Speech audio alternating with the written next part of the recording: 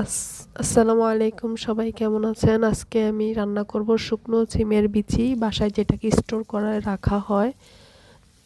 তো আমি পেঁয়াজটাকে হালকা বাদামি করে ভেজে নিলাম।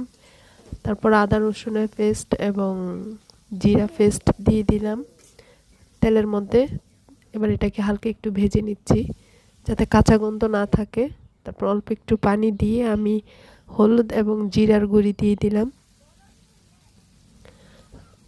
মশলাটা কষিয়ে আমি তেলটা উপরে আসার সাথে সাথে আমি বিচিটা দিয়ে দিলাম। বিচিটাকে আমি আগে একটু হালকা লবণ এবং পানি দিয়ে সিদ্ধ করে নিচ্ছি, যেহেতু বিচিটা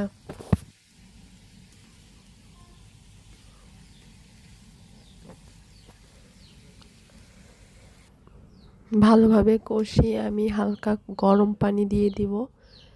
পানি বেশি দিতে হয় যাতে সিদ্ধ হতে হতে পানি একদম শুকিয়ে না যায়।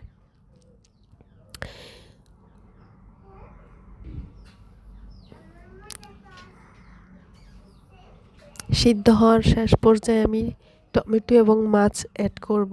আমি এটা আজকে রান্না করতেছি ইলিশ মাছ দিয়ে।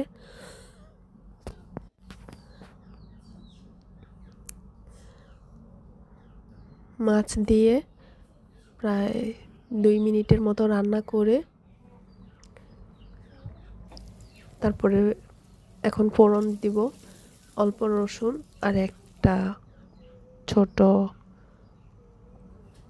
রসুন ফোড়ন দিয়ে দিলাম। তুলে নেওয়ার আগে 2টা কাঁচামরিচ আর ধনেপাতা দিলাম।